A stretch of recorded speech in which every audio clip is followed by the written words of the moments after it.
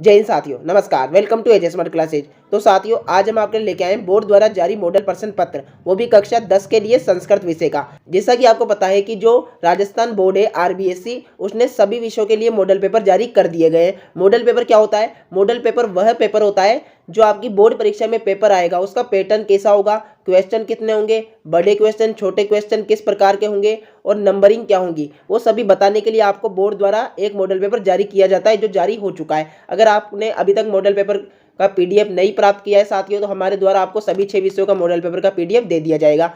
और हमने अभी तक सभी मॉडल पेपरों का समाधान का वीडियो बना दिया है। बच्चों के मेरे पास कमेंट आ रहे थे कि सर, हमें संस्कृत का कहीं भी फुल सॉल्यूशन नहीं मिल रहा है, कोई 5% करवाता है तो कोई 6% करवाता है, हमें जो संस्कृत के सभी आंसर है वो कहीं पर मिल नहीं पा रहे। तो इसी समस्या को दूर करने के लिए साथियों, आज हम आपके लिए लेके आए संस्कृत का फुल सॉल्यूशन।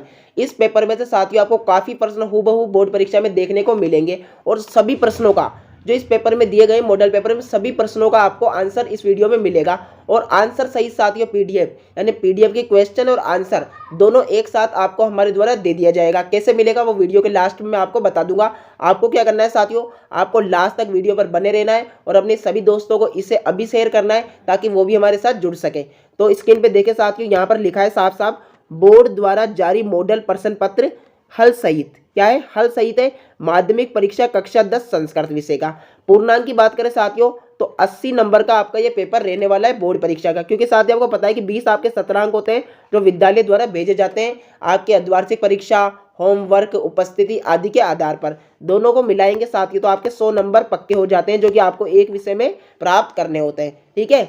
समय की बात करें साथियों, 3 घंटे 15 मिनट का, 3 घंटे 15 मिनट का आपका समय होने वाला है बोर्ड परीक्षा का। जो आपकी मेन परीक्षा होगी, मुख्य परीक्षा मार्च में, उसका समय साथियों होगी। तो अब बात करते हैं हम क्वेश्चनों की साथियों। आपको लास्ट तक बने रहना है वीडियो पे साथियों, तभी आपके संस्कृत में भी अच्छे नंबर आ पाएंगे, जिससे आपकी प्रतिशत काफ़ी अच्छी होगी। क्योंकि संस्कृत में नंबर कटने की काफ़ी अधिक चांस होते हैं साथियों, इसलिए मॉडल पेपर को अच्छे तरीके से करें ताकि हमें अच्छे नंबर मिल सके। तो यहाँ पर देखिए साथियों, सबसे पहले हमें दिया है खंड अ, और खंड अ का क्वेश्चन नंबर आता है प्रश्न 1, अधोलिखित से पठित गद्यांश से हिंदी भाषाएं सप्रसंग अनुवाद लिखत। तो साथियों आपको यहाँ से लेकर यहाँ तक ये दे रखा है इस प्रकार का गद्यांश, इसका क्या करना है, हिंदी भाषा में सप्रसंग अनुवाद करना है। तो आप यहाँ देखेंगे साथियों, इसमें 2 क्वेश्चन है, एक तो आपको फर्स्ट में दिया गया है और एक दिया गया है सेकंड में। बीच में लिखा है अथवा, तो आपको ये फर्स्ट वाला और सेकंड वाले दोनों में से एक करना है साथियों। तो दोनों का आंसर मैंने यहाँ पर आपके लिए प्रिंट कर दिया है साथियों, यहाँ पर आंसर दे दिए गए हैं। ठीक है।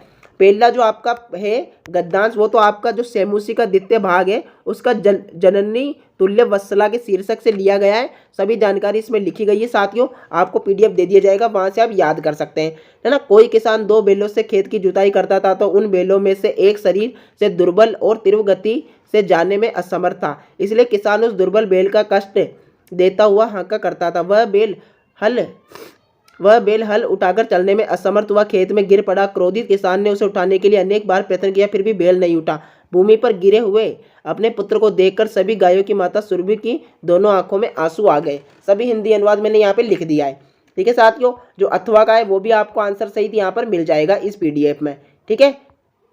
ठीक है, तो ये तो रही उसकी गद्यांश की बात। उसके बाद जो आपको क्वेश्चन नंबर 2 मिलेगा साथियों, टेंशन ना करें, आपको पीडीएफ मिल जाएगा, तो आप उसमें से ये याद कर सकते हैं। क्वेश्चन नंबर 2 क्या बोल रहा है, अधोलिखित पठित पद्यांश से हिंदी भाषाएं सप्रसंग अनुवाद। 2 दिए गए हैं साथियों, आपको फर्स्ट और सेकंड दिए गए।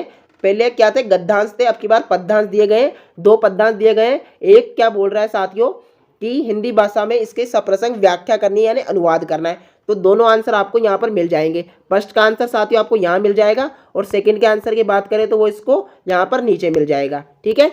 आप पीडीएफ जब आपको मिलेगा तो आप उसमें से याद कर सकते हैं। इन कुछ क्वेश्चन संस्कृत में समझाने के साथियों, जो आपके व्याकरण संबंधित आएंगे वो मैं आपको समझा दूंगा। इसके बाद क्वेश्चन नंबर 3 की बात करें साथियों, तो क्वेश्चन नंबर 3 आपका आता है, अधोलिखित नाट्य से सप्रसंग हिंदी भाषाएं अनुवाद। तो ये नाटक दिया गया है साथियों इस प्रकार के, राम कथा है, अहो मात्यम कुछ बोलता है जाने में तस्य नाम ध्येयम। इस प्रकार साथियों आपको नाटक दिया गया है, इसके आपको क्या करना है, इसके आपको हिंदी भाषा में अनुवाद करना है। इसमें भी साथियों अथवा दिया गया है। आपका जो फर्स्ट क्वेश्चन था उसमें भी अथवा, सेकंड क्वेश्चन में भी अथवा, और जो थर्ड क्वेश्चन है साथियों आपका उसमें भी अथवा दिया गया है। ठीक है ना। तो आपको तीनों अथवा वाले सवाल मिलेंगे, जो कि आपकी बोर्ड परीक्षा में काफ़ी ज़्यादा उपयोगी साबित होंगे। क्योंकि साथियों अगर दोनों में से एक आएगा तो आप एक तो कर ही देंगे। दोनों का हल आंसर आपको यहाँ पर दिया गया है, देखेंगे साथियों आप इसमें नीचे।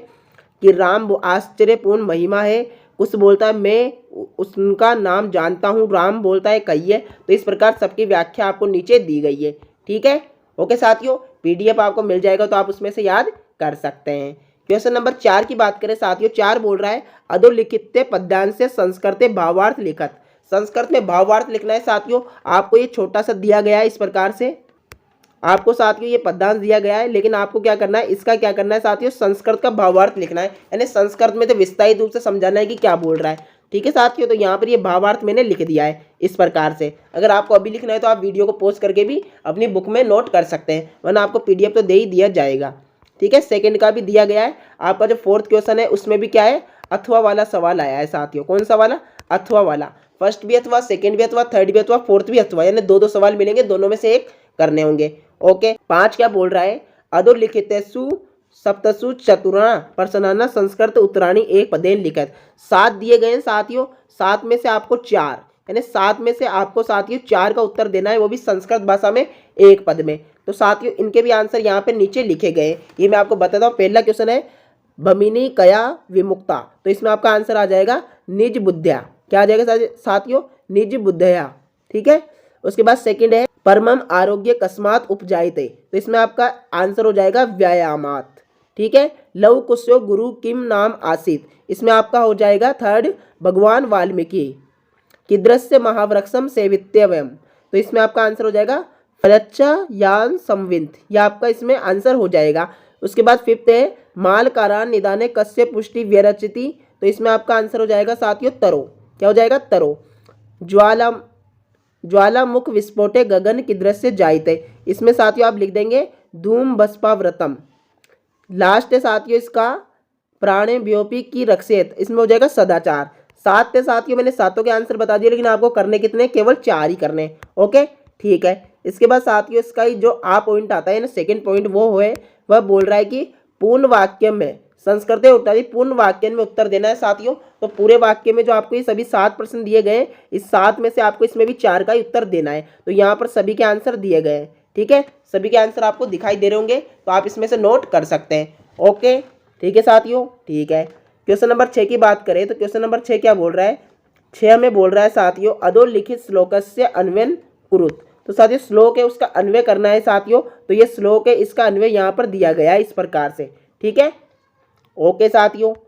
इसके बाद क्वेश्चन नंबर 7 बोल रहा है अधोलिखितस्य रेखा पदम की प्रश्न निर्माण कुरुत गात्राणा सुव्यक्ता व्यामान भवती, तो गात्राणा का साथियों हो जाएगा, गात्राणा की जगह तो आ जाएगा केसाम, और यहाँ पर राम की जगह आ जाएगा कह, और प्रकृति तिमार की जगह आ जाएगा काम। ठीक है, ओके। फिर क्वेश्चन नंबर 8 बोल रहा है जननी तुल्य वत्सला इति कथाया सार हिंदी भाषाएं लिखत, जो आपकी कहानी है साथियों जननी तुल्य वत्सला, इसको हिंदी भाषा में लिखना है। तो पूरी का हिंदी अनुवाद आपको यहाँ पर दिया गया है पूरी कहानी का। तो साथियों 2 ही नंबर का है, आप गौर करें यहाँ पर कितने नंबर का है, 2 ही नंबर का है। तो आपको कम से कम ही लिखना है, ज़्यादा नहीं लिखना है।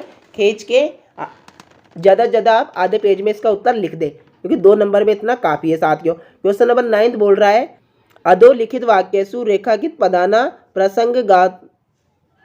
प्रसंगानुकूलम उचितान चित्वा लिखत, तो यहाँ पर साथियों आप इसका लिख देंगे। तो बक्शा में इसमें आता आपका आ जाएगा खाद्य पदार्थ, और उदीरिता अर्थ पशुनापी ग्रहत्य, तो इसमें आपका आ जाएगा कथित।